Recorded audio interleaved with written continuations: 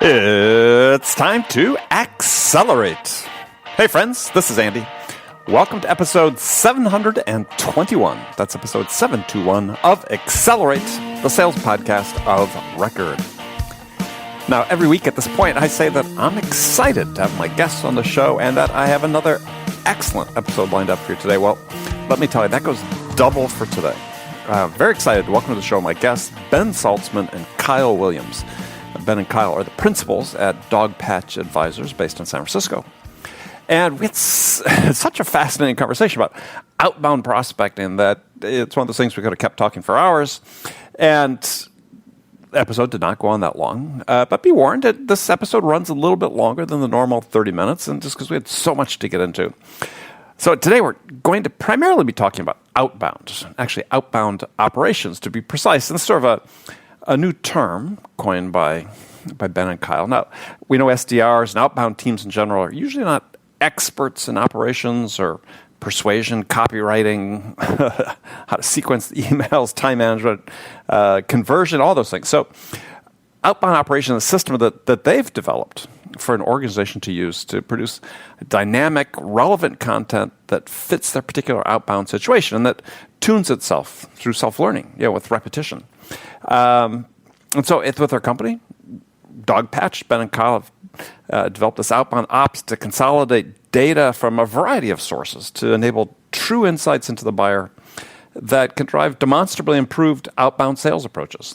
So we're going to get into that. We're going to get into much, much more. So definitely stick around for this entire conversation. Now, before I get to Ben and Kyle, I want to take a quick second to talk about my sales growth planner. Now, this is the ultimate planner and tracker for high-performance sales individuals and sales leaders. Now, the Sales Growth Planner, we built specifically to help you identify your big, bold sales goals and then give you a step-by-step framework to enable the learning and the personal growth that you need in order to achieve those goals. So it's created by me, and it's designed to enable you to act on your highest priorities, ensure that you're holding yourself accountable for achieving your goals. It's all based on a planning format that I've been successfully using for over 4 decades as a top producer and high-growth sales leader. And the thought and effort that you put into creating your plan, your sales plan, your learning plan, will be repaid with interest as you go through your entire 12-month plan period. So become the best version of you. Visit thesaleshouse.com/planner to get your sales growth planner today. That is thesaleshouse.com/planner. Okay, let's jump into it. Excited to get going. Ben and Kyle, welcome to the show. Andy, thanks for having us. So welcoming Ben Salzman and Kyle Williams from Dogpatch Advisors to the show. So tell us a little bit about Dogpatch and what you guys do. Yeah, thanks for having us on. This is Ben. So Dogpatch is an advisory and research firm. We're focused on developing sales playbooks, sales process, a lot of things around outbound. And we sort of come from deep operating experience in sales and think there's a lot of ways to sort of drag the sales profession to the modern world and better take advantage of a lot of this sort of explosion of data that's happening. Mm-hmm. So we spend our time working with operators, with technology companies, trying to help companies scale faster. Okay. And Kyle, what was the impetus to start the company? Yeah, I think it to Ben's point about us being operators was Ben and I have worked together for over a decade now at different organizations. We worked together at Google, worked together at a startup. And then after the startup, we realized there were a lot of things we were doing, particularly in outbound, that we thought were table stakes. And so we started interviewing, companies outside of our normal sphere. And we learned actually, it's a lot of the stuff that we were iterating on back at Google that we thought was outdated, that a lot of companies are doing. And so that's, I think, some of the core impetus is we think we can help, and we think we take a different perspective of being operators instead of the traditional show up, ask you a bunch of questions, and then give you a binder of here's everything you told us rephrased. So give us an example of things that maybe you've been doing at Google previously that there are now companies today that are just sort of learning about or beginning to adopt. Yeah, I think one of the core things was realizing that this explosion of raw data was fundamentally breaking what a lot of people think of as the predictable revenue model, right? So we often say the predictable revenue model, it's not that it's wrong, it's that it was right, and the world has simply changed around it, right? But it's still the Bible for much of the Valley. I mean, it's like table stakes if you want to get an investment. That's the thing the investors do. They hand you the book and say, go do this. I think that's right. And we're trying to change that as quickly as we can. I mean, I think if you're operating in a world where you're taking people 2 years out of school, handing them a target list and expecting them to become both experts in the domain and be really close to prospects, I think your expectations are off. And our sort of core thesis, right? Like if our core thesis is that this explosion of raw data and all these attributes that you can know about companies, about people, about technographics and real-time signals and beyond makes it so that the traditional SDR model fundamentally breaks when it's trying to sort of process and normalize all of this raw data. So at Google, we realized that there was raw data that we can go get our hands on, things like what email system is someone using, what spam filter are they using. And this was for Google, called Google Cloud, and sort of selling Google's technology to companies. And we started to really figure out how to scale relevant communication, which is to say, sort of the outbound function, go beyond what we sort of think of as a tribal relevance. So, hey, I saw you went to college, go mascot. So the sort of state of the art, unfortunately, in the industry. Social selling, yes. Correct. And we should come back to that. And I think, we sort of realized that if you take 2 steps back and think about building a data pipeline to actually power a new type of playbook, you can reach both much higher throughput and higher relevance without sacrificing, quality. And so we wrote there's an ebook chapter that we did with Clearbit on sort of inventing this function. It was sort of bringing together that clearinghouse for raw data with training and things that we were receiving on how to get people to respond one-to-one, but figuring out how to scale that. So that was a core insight for us. So when you say the predictable revenue model is broken, if I take what you're saying is that it's assuming that the SDRs can assume the responsibility for all these functions you talked about in terms of making sure they have good data to work with. And, well, I mean, we're going to go through some of that when we talk about your outbound ops. But it's just we're asking too much of the SDR, I guess, basically, or unrealistic expectations for what an SDR can do. That's right. We're basically asking them to become experts in operations and persuasion and copywriting and how to sequence things properly, and then to do all the time management to run through your different plays, as well as converting with live conversations or the replies that come through. And those are things I wouldn't expect someone who's 5 years out of college to have mastered all at once, right? Those become different specialized functions or centralized in different ways. Okay. And oh, by the way, use it as a farm system to get yourself ready for the next role, right? Which, like, most people get promoted to that AE job without ever having sold or having been prepared to sell in any real way. Yeah, no, absolutely. That's why I was comment I was about to make is that, let alone all these other areas you talked about, the fundamental problem still with most SDRs is, they don't know how to sell. And it's not their fault. It's just that's a function of the job. That job's, again, people hate it when I say this, but it's not really a sales job. We love it when you say that. I think that's right? It's a feedback loop for making reply counts go up. Exactly, right? So, and that's why I'm happy to have marketing have responsibility for that. That's why in my books, I always start with the presumption that you have a lead in hand, and what do you do once you have a lead? Because it's dirty, thankless work for the most part. And I mean, I wish it had been more this way than the way, I don't know. I think I would have preferred to do it this way than going out and driving to the East Bay somewhere and parking in a business park and making 40, 50 cold calls a day. I'm not sure which would be preferred, but nonetheless, it's a learning experience. At least I was learning how to sell. So, all right. So talk about outbound ops. This is one of the things that you guys focus on. You've been alluding to it here. Companies you work with. So tell us what that is.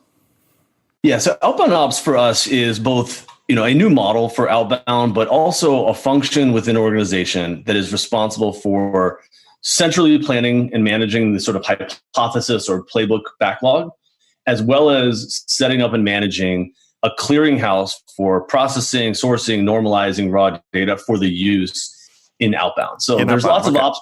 In outbound, correct. So there's lots of ops people running around, many big companies who are focused on. Yeah, I was just going to say, it's just so people listening to this, sort of get a sense is that because there's still a big cadre of sales experts, I'll say, who think that, hey, this an account exec could still prospect, which I think in some cases is great, but that it's you're going to use LinkedIn. That's how you can make your connections, and awareness of all of this use of data just basically doesn't exist.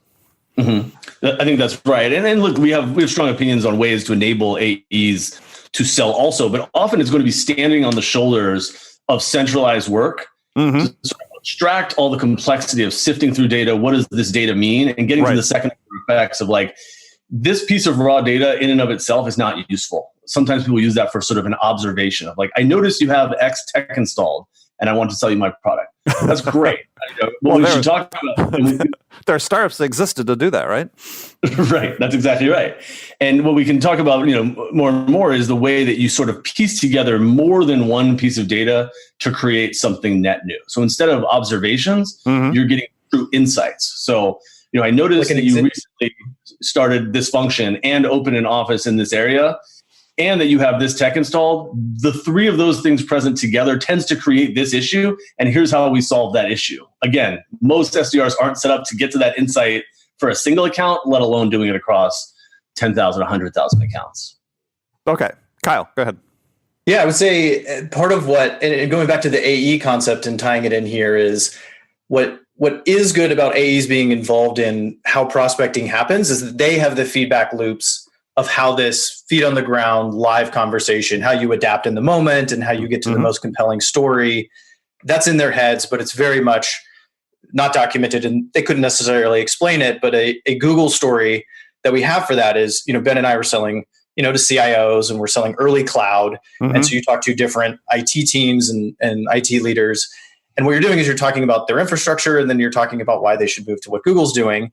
And you see patterns that arise, right? Like someone who has Cisco Ironport for a spam provider, and that was a piece of technology we sold was Google Spam Protection.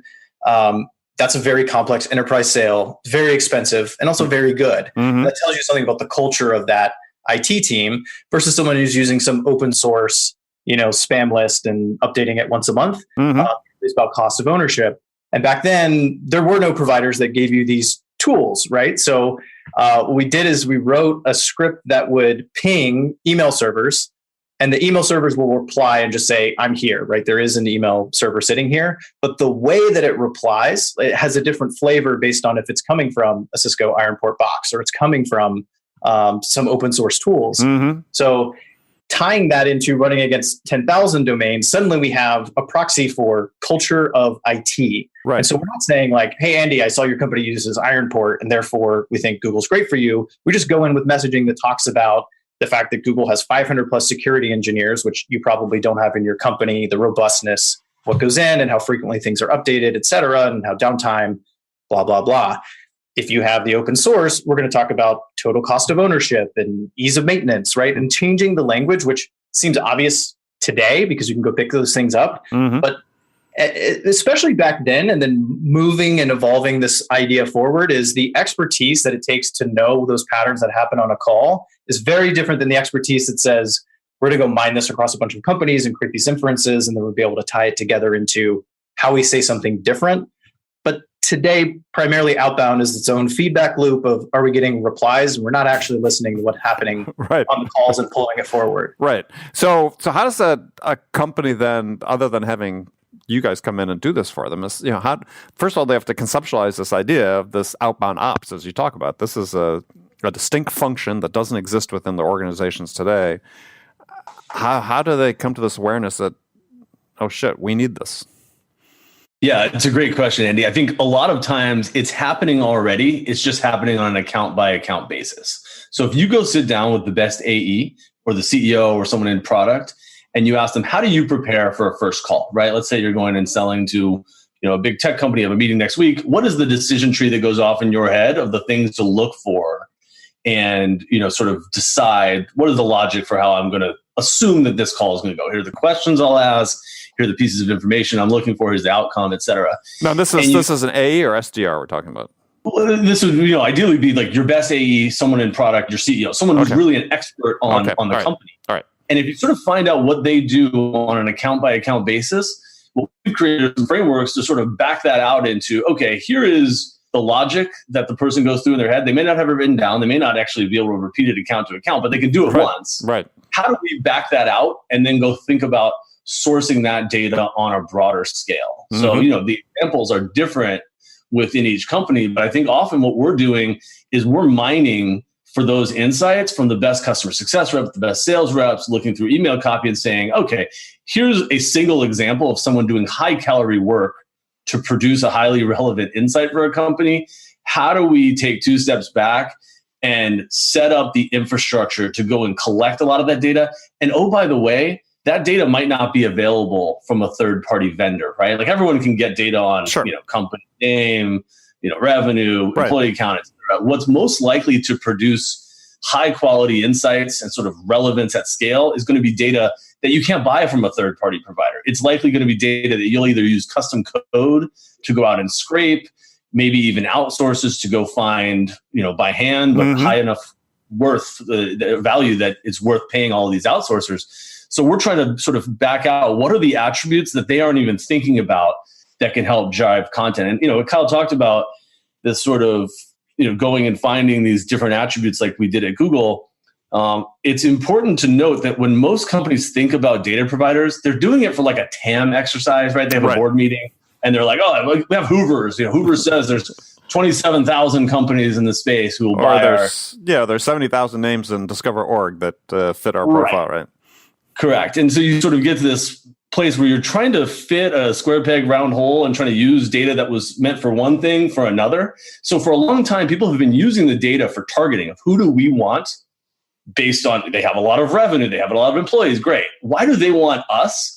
And how does this drive the content? Those are actually harder questions, right? So using data for targeting is one thing. Using data to drive specific pieces of content, and we can kind of get into examples of this if you'd like, that's actually much more difficult. And often it's a different set of data, a different set of providers, a different motion to go and capture and use that. So who's responsible for this then? I mean, this is sort of an interesting thing. I mean, it's not a sales ops necessarily. It's not sales enablement. I mean, are companies you're working with actually creating a new position that is outbound ops? That's right. And so in terms of, yes, it is in our mind a new role. We do have clients they're building a role called outbound ops. And then the classic question is, which team does it sit in? Is it marketing? Is it sales?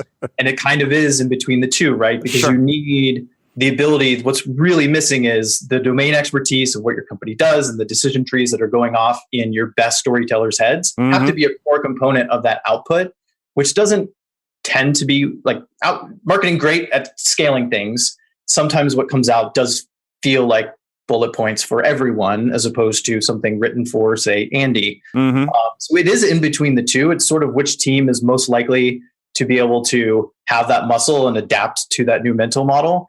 Tends to be more effective to start from what works granularly and expand up versus, frankly, the problem that exists in outbound in general, which is most outbound starts with a template, right, and then putting it into a sequence. And then at the very last step, we put people in it. And then maybe we do something to each person right before it goes out. We put in that, Andy, you went to Stanford, go Cardinal, right?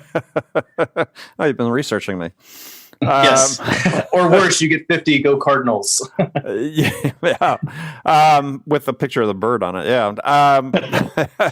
So then we could spend all day talking about this, but I want to move on because next thing you guys work with, which I think is really interesting, this concept of visual prospecting.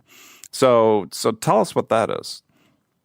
Yeah. So we think of visual prospecting as an extension of content generation for outbound, right? If you look at most people's playbooks, they're only thinking about plain text copy to power their playbook. So maybe they have 10, 20, 100 templates that are all different variations of black and white text trying to tell a story. Right. And I think, we both objectively know and from research that people process information and visuals a whole lot faster. I think our business reviews at 60,000 times faster in a picture.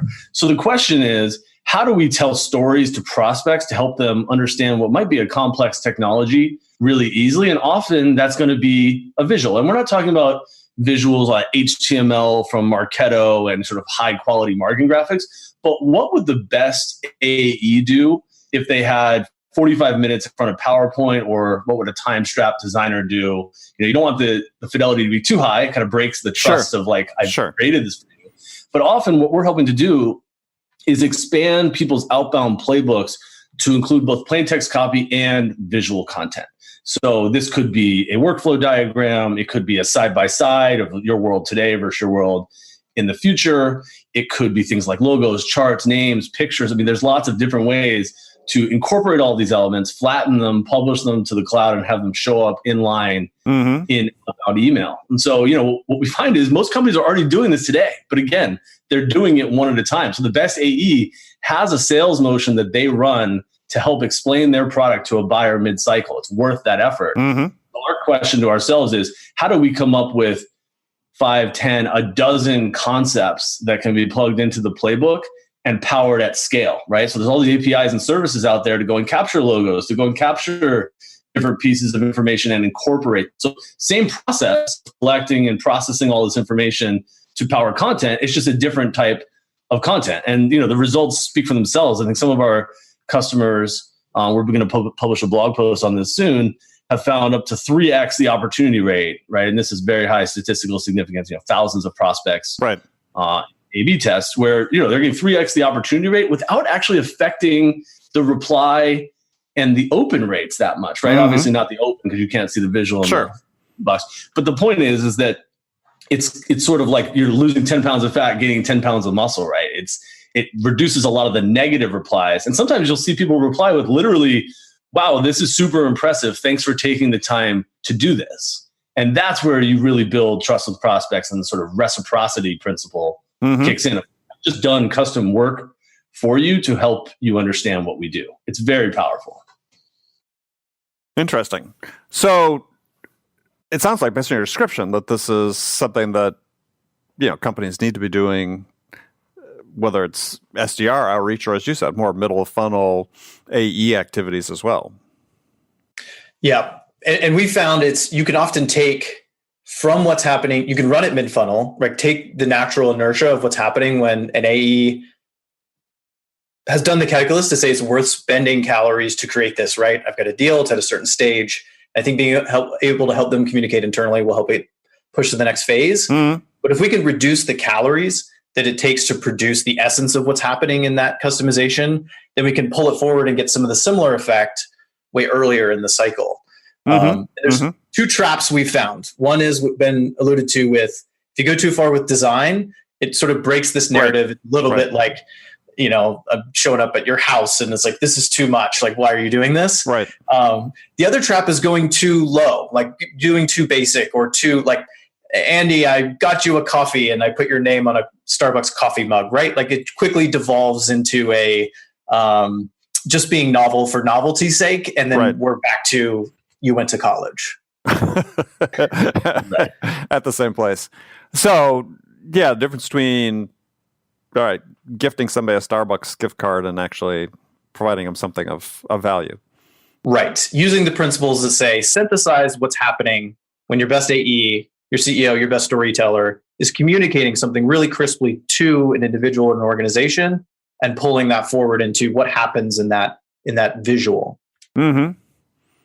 So there's still the issue of the fact that AE has to be able to use that effectively, though, right? Because you are sending something, but at some point after that's sent, there's going to be a conversation.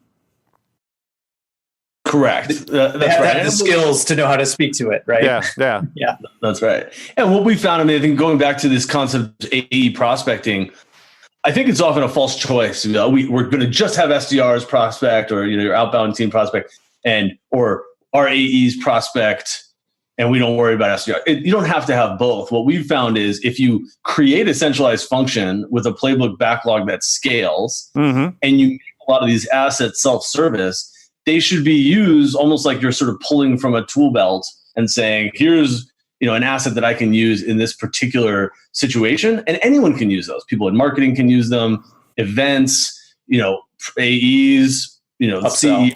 Well, but this gets back to the point we talked about earlier. Is if you have these types of assets, then doing something like what do you want to call it, social selling or digital selling, but looking at social proximity and other factors, if you are an AE, then they should really become pretty valuable tools for them to reach out with.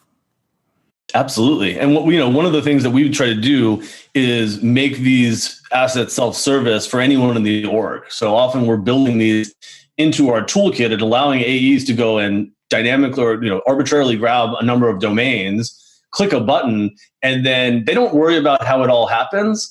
But on the back end, it's going out, doing the analysis in real time and producing the content on a domain by domain or a person by person basis. So you don't sort of have to make this decision around like, well, what campaign is this for? Who's using it? We've set up the infrastructure to produce dynamic, relevant assets or content for anyone in the org to use. And that is when you can start to get to a place where it's very scalable. So, again, often taking two steps back and figuring out how do we solve this, well, maybe not once and for all, but for the coming quarter or half year. Sure. What does our playbook look like and how do we deploy it to the whole org? Right. So question then would be for people listening to this show is I've only got 3 people on my sales team. How do I possibly do something like this? Yeah, so the first thing is, yes, we are proponents of using technology and code to automate a lot of these things that happen. But the first thing is just looking at where are those best behaviors happening today and what are the stories that happen and how those adapt and pulling it forward in any way you can. It's primarily first about getting that mental model. It's kind of like if you look at the progression of a sales rep as they're learning and developing, is like they start up just saying what the thing is. What do you do? And they just list off the features. We're an XYZ technology company composed of these 3 top functionalities, right? So don't forget we were founded in a garage. That's right. Our founders had this great story. They're telling the founder story that works for founders. And they're just saying someone says, what is it? And they say, it's that, right? And then the next progression is being able to pivot off of, well, if you're the type of company that X, Y, and Z, then we are this, right? And adapting to whether it's the nature of their business or the persona you're talking to. It's like, if you are this, then what we are is that, right? And doing pivots. And then the next evolution of a salesperson is they're taking in a bunch of thises, right? So it could be the persona, it could be the type of company, it could be, I've asked you a couple of discovery questions and I understand the culture of the organization and the big initiatives for the CEO. And then all of those come together to say something that's unique to who you're talking to, but largely is composed of a central internal decision tree. And so salespeople do that. And years ago, when information was harder to get to, you could have a lot more that-based salespeople, and you could get away with not having many of those taking a lot of this, like going from many this to that to those people. Right. And we all know the world today is that they have to be better, right? Like we have Challenger that says, here's the curve specifically to the big change outside of your world. It's very this than that. And we're trying to evolve people up to taking many thises to that. We think the same thing has to happen in Outbound. Outbound is very much still sitting in a that world. It's just popping in your name, popping in your company name, popping it in your industry. And we see that same evolution happening for Outbound. So the first thing is look at that evolution of what happens with a salesperson and say, where are we on that curve in what we're doing from prospecting? And then starting to mine what you're learning from your best salespeople and pull it forward. And Andy, I'll add that, when you say, give this example of a theoretical company with 3 sales reps, we love Charlie Munger and some of the wisdom he has around sort of inverting problems and looking at them backwards. One of the questions I would ask is, if you have a 3-person team, is scale more or less important than the team that has a 20-person sales org, right? So if you only have a couple of sales reps, maybe it's worth thinking about, instead of hiring that next SDR or the next 2, maybe you hire someone who can centrally think about scaling Outbound in a really thoughtful way before you actually end up adding a bunch of people. And what we've found is that there's often a play or sets of plays in your playbook that will be higher relevance because of scale, not in spite of it. And that is a very core sort of inversion people think about. Often people think, oh, well, once this scales, it becomes generic. We are really interested in coming up with plays that become more specific and learn from scale. So an example might be, you go and do an analysis we have a customer who's a language translation company, and they're trying to figure out where is their market demand from a particular place that's not being served by having your content, your applications, et cetera. in that country, right? So localization. Mm-hmm. So, if you go to a single company and look at their Alexa traffic to say, where's regional traffic coming from? And then you go to the iTunes store and you say, oh, they have, 12% of traffic comes from Quebec and France, but they only support English and German. Here's an insight. Well, is that a lot of languages to support? Is it a little? What is it? We don't know because we don't have enough data. Right. But if you go and scrape the App Store for the top 10,000 domains and find out which languages they're in and how many, and then you go pull all the Alexa traffic and do the gymnastics to figure out what's the gap analysis and where does market opportunity exist, well, maybe 12% isn't a lot, but you don't know that unless you've gone and done the analysis across a huge number of companies. So Kyle and I have this concept of sort of smart plays or self-learning plays where the more that you run them, the more that they're tuned. And so, this messaging or this snippet's not working with this persona, let's swap it out. So again, relevance from scale, not in spite of it, is sort of the core place to start. And that might mean building it from the very beginning before you even hire your first sales rep. Yeah. Well, I think you made the point. It's a trade-off of costs that you spend at the beginning. That's correct. Maybe the right decision to make. So, a question I was going to ask, because this topic we've talked about before too, is because part of the reason I'm fascinated by what you guys are doing is it's so focused and it's so, for me, meaningful, results oriented in a meaningful way. Meaning that for me, it plays into the rest of the cycle.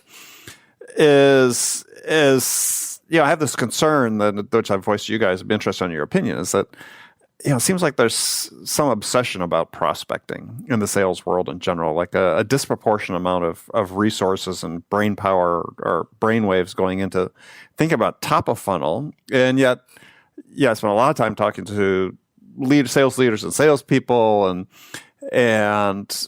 very little focus on winning.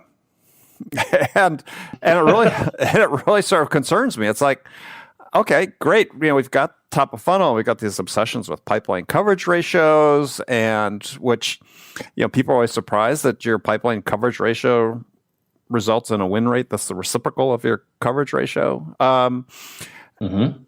It's like, yet people are still piling onto that behavior. I spoke at a conference a couple weeks ago and was bringing this out about my concern as keynoting, and afterwards somebody grabs me and says, well, yeah, interesting you brought that up about, because I was saying, aren't you better off starting off with what your desired win rate is and looking at how you scale from that as opposed to the way we're doing it today. And he was saying, yeah, we're just getting ready to go from 5 to 7x pipeline coverage requirement. And it's like, well, why? And he thought he was going to scale with that. And I said, no, I suspect you may find the opposite thing happening when you do that. So, I mean, have we gone too far the other direction? I mean, it's just like, it almost seems like a little mindless at this point. But Andy, I have so many video views on LinkedIn talking about prospecting. I know. I'm kidding. I'll let Kyle geeks out on this. I'll let Kyle drive here. Yeah, I mean, it feels like there's a number of factors that feed into why would this be a logical place to increase focus over time, right? Like the one is you can just recycle tactics, right? There's tons of people saying, here's a 1, 2, 3 of the latest template or the latest thing that I tried. So it's easy to grab those. It feels like there's a lot of silver bullets to be chased in prospecting. It's one of the most actionable things that you can quote unquote fix and make a vanity number go up, right? Like you start to increase on prospecting and activity numbers go way up. If you start to fix discovery, it's like, I'm sure you see this, like when you start to develop people on certain new skill sets, it's like the changing the golf grip effect where it's worse for a little bit. So we fixed it and now everything's worse for a couple months, right? So you repeat that pattern a few times. Like I like the one where I walk in next month and the chart's going up instead of going down. We'll just flip it over. Right, exactly. We need detachable screens. But it seems to me like part of it's really driven by the fact that when we look at the technologies that have come into sales over the last 5 years or so, is they're focused on that because that's one of the areas that's most separable, right? Because it's not like it really depends on the interaction with the customer other than that conversion to a meeting for the AE. Otherwise, as you to your point, it's just, I got a number. But we don't have those tools for middle of the funnel for discovery and so on and so forth. I mean, very few comparatively. That it seems like that sort of has tipped the balance. Oh yeah, because we can do this, we are, as opposed to saying just because we can doesn't mean we should. It's that disconnect of, because we split Outbound as a separate thing, then we created a new set of feedback loops, and then we could put tools that accelerate those feedback loops, but they're totally disconnected from what happens downstream. And it's sort of created, like, we see this a bit of tying back to the silver bullet changing. There's so much out there that it feels like when it doesn't hit, there's another silver bullet to change. And like, we forgot that sales is hard. And so even the things that we propose, they're not easy. No. We would say they're much better leveraged and much better quality, and they connect through to the full sales process, and even into what happens after they become a customer. But you have this just silver bullet chasing loop because, one, you have the feedback loop stuck, and two, there's always the next tool to try or the next trick to try. Yeah, well, I've had conversations. I can't remember if I told Ben this once before. Is a conversation with CRO of more than one CRO of big SaaS companies, and not picking on SaaS companies, just happen to be people I'm talking to. But I asked what their growth plans were, how they're going to scale. It was all about, well, we've got this finely tuned engine at the top of the funnel, and we're going to invest there and generate a lot more activity. We'll hire a bunch of SDRs and hand off the AEs. And I'm like, well, all right, your close rate, I'm going to guess it's 20%, sort of silence. And then it's like, all right, so did you ever think about increasing that to 21% or 22%? It'd be cheaper and faster to grow. And it's not that they thought I was crazy suggesting it. It's just that, but it's tell by the look in their eyes, it just wasn't part of their plan. Yeah. And it seems like that's a mindset that needs to change, because we're normalizing. I feel like in today's way we've got things set up for many companies is we're normalizing bad sales behavior.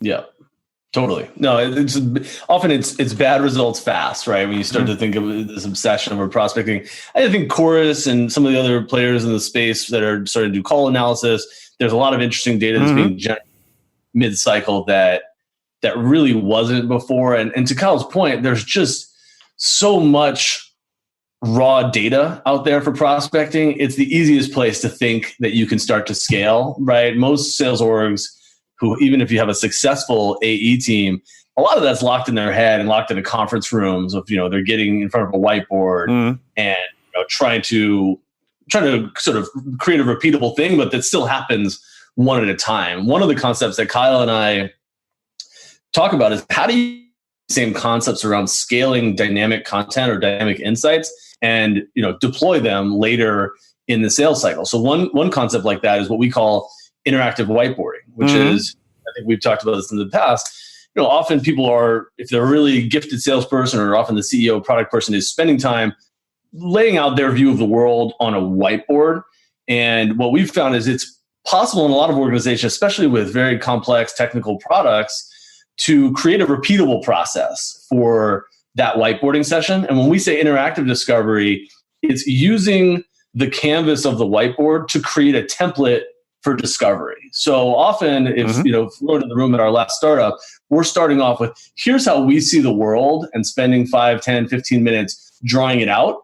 And the prospect doesn't necessarily know this going in, but it's sort of this immersive experience, right, where now what I've drawn on the board becomes a template for discovery. And I'm filling in blank space on which people are here, which systems are here, what's the performance of this particular lever or this dial.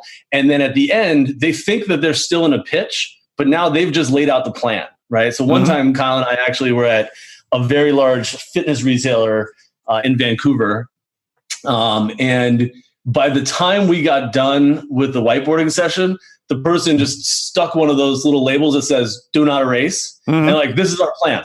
It's staying on the whiteboard, right? Like in their project room, we now had a mutual plan to sell to them that we drew together. And I think you made this point before, Andy, like they did half of it. We handed them the pen and they drew the plan for us, right? And so what's really interesting about this interactive whiteboarding can now scale because of tools like Google's Jamboard. So digitizing that same experience and creating a repeatable template for that interactive discovery. You can do it on an iPad in a Zoom meeting, right? Mm-hmm. So, if you really, again, take 2 steps back and invest in the infrastructure to make it repeatable, a lot of these same insights that are being used for outbound can power discovery, can power, different demo concepts and other mid-cycle selling.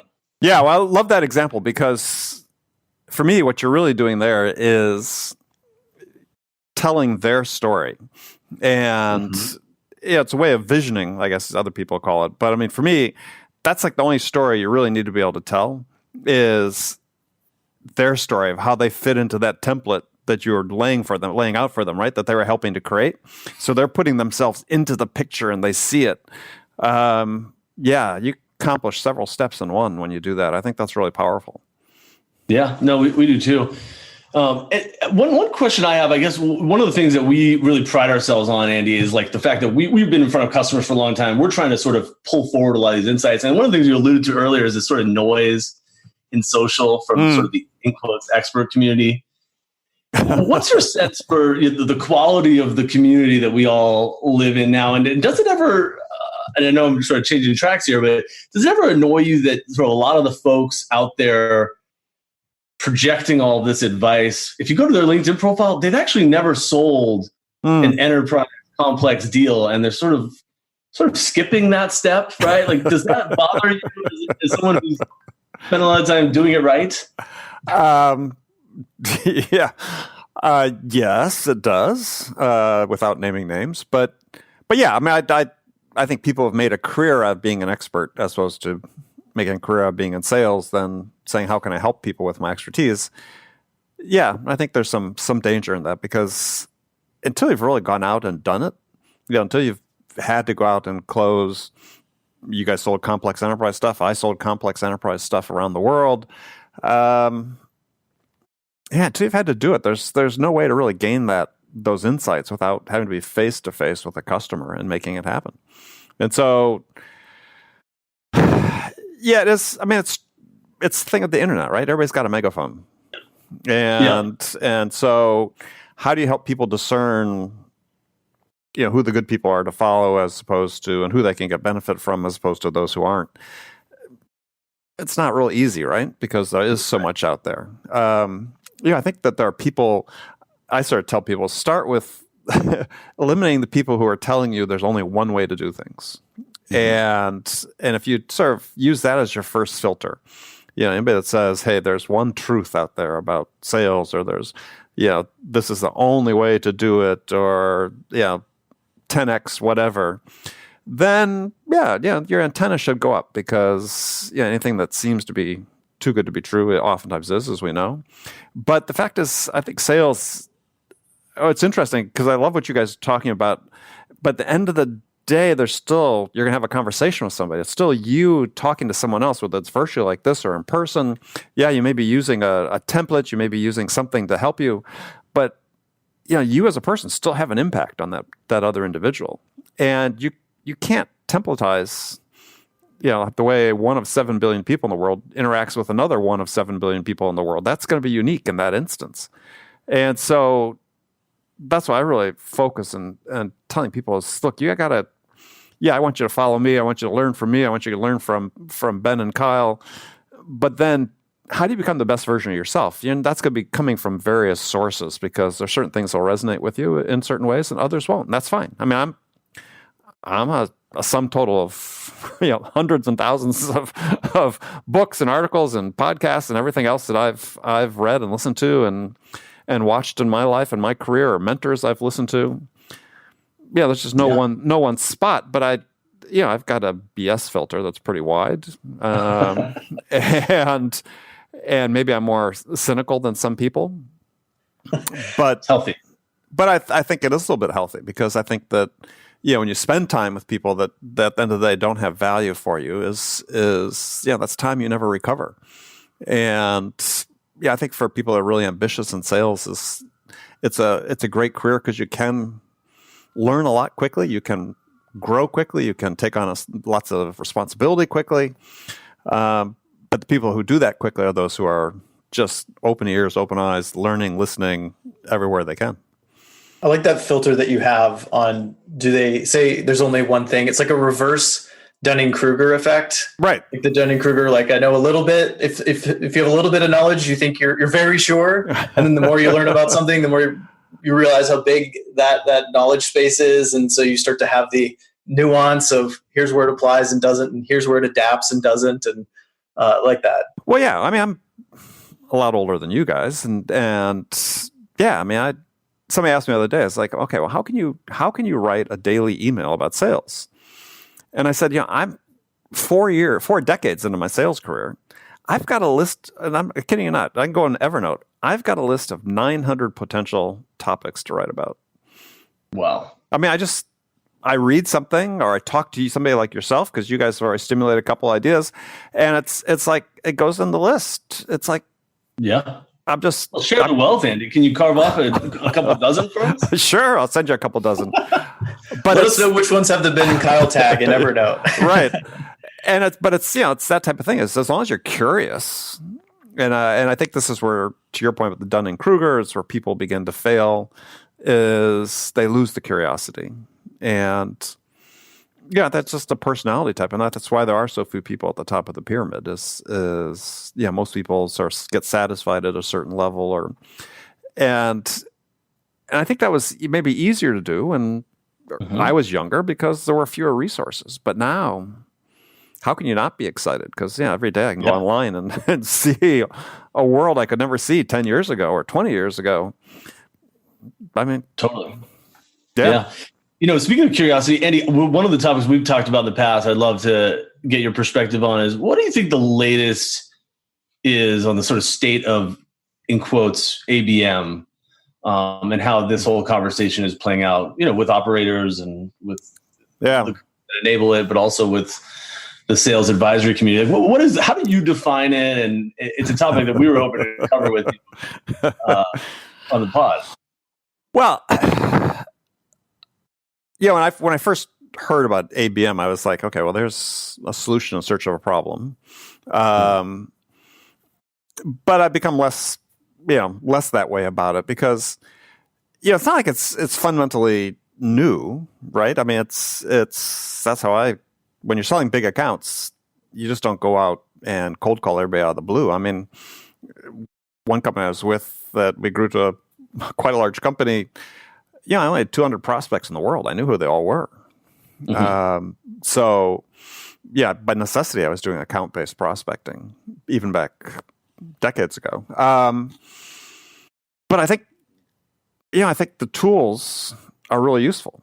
But I think that what I'm seeing so far is that a lot of companies are using ABM sort of the way they approach using sales engagement tools, which is, I'm just going to say, take sort of the same thing I've been doing and just automate it.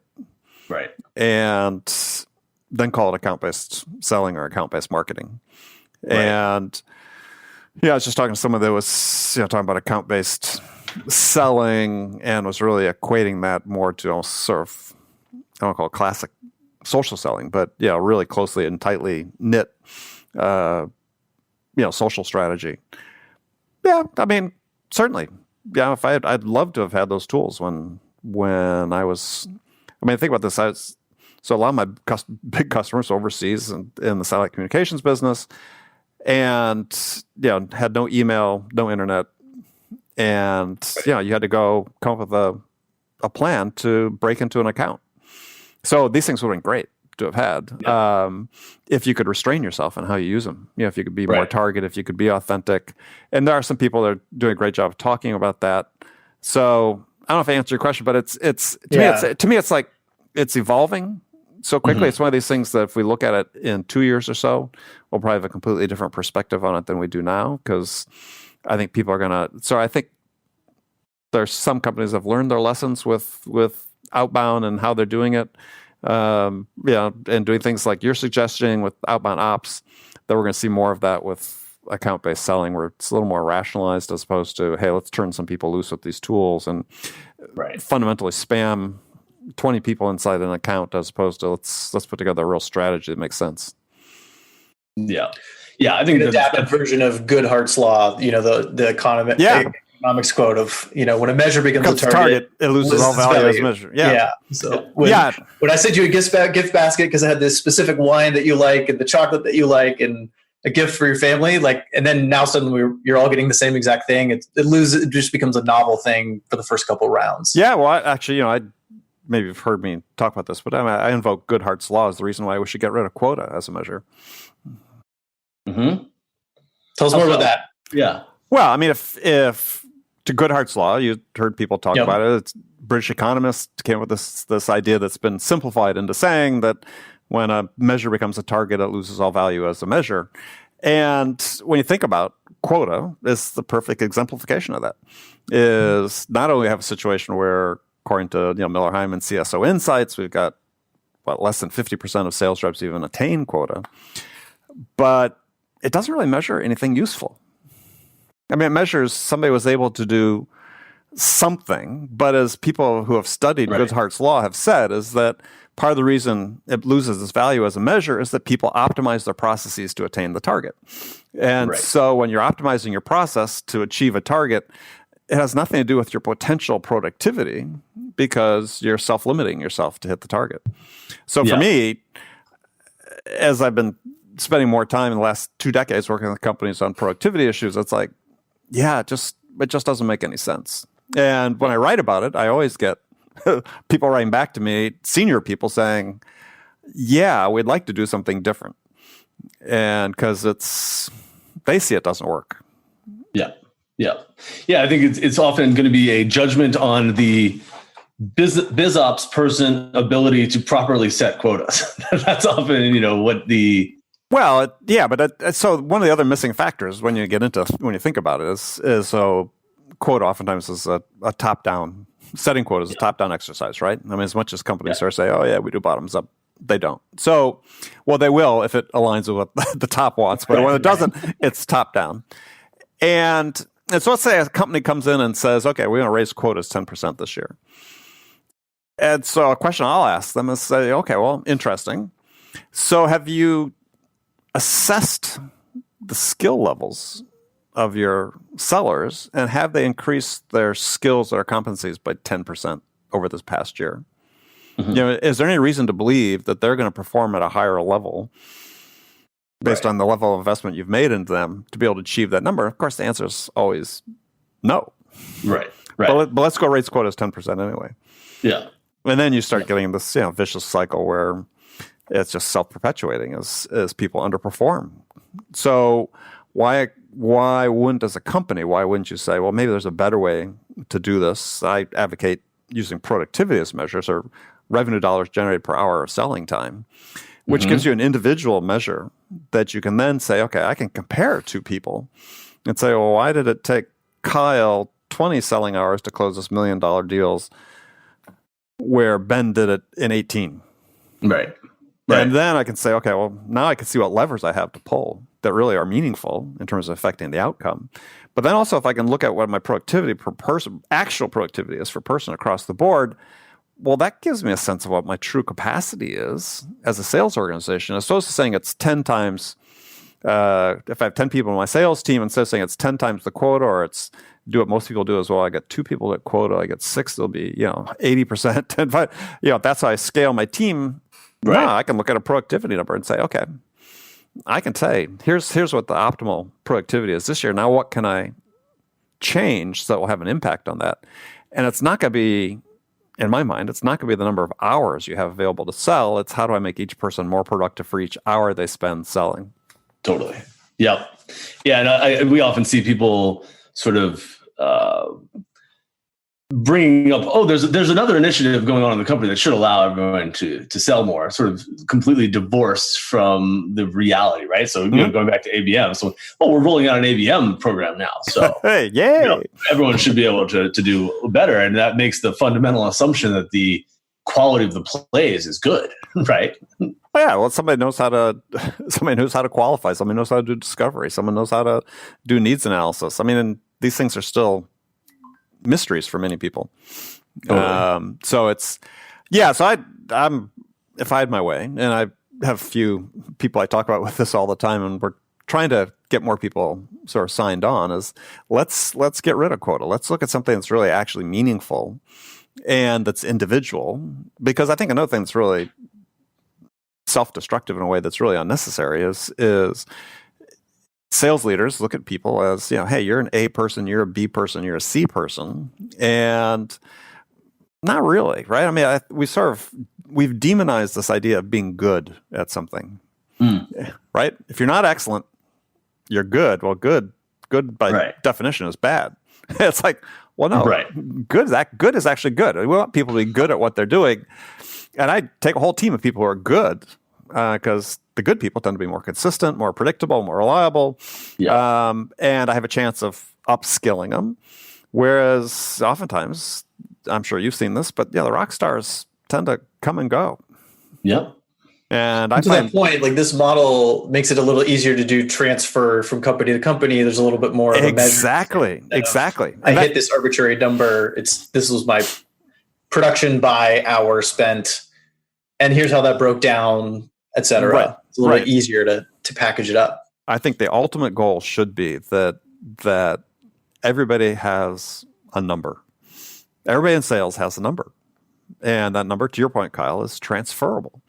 And so when you're looking to go find a new opportunity and you're competing against the guy who rolls in with the Rolex watch and the gold chains and, worked for, just happened to be working for a company that hit a home run while he was there, and now everybody thinks he's the expert, right? And you're competing with that person. It's like, well, actually, I've got the number here to prove that. And to me, I said that's sort of the ultimate is that not to reduce everybody to a number, but why not? Because then it makes it easier to hire and get hired. Yeah. I've made that hire on the Rolex in the past. Don't do that. Don't do that. All right. So who's in charge here? Is it me or you? It's you. We know that. All right. So we've gone well past, but it's been so much fun, and that is not a problem at all. We'll make sure we do this again too. So guys, tell folks how they can learn more about Dogpatch Advisors and how they can connect with you guys individually.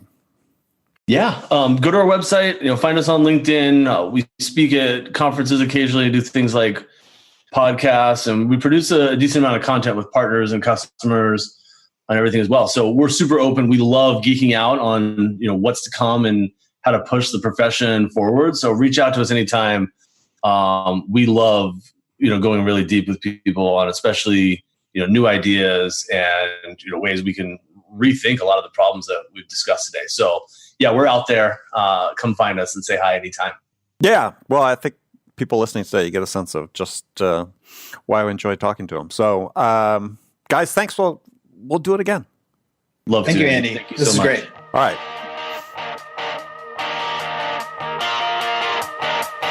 Okay, friends, that was Accelerate for the week. First of all, as always, I want to thank you for taking the time to join me. And I want to thank my guests, Ben Salzman and Kyle Williams.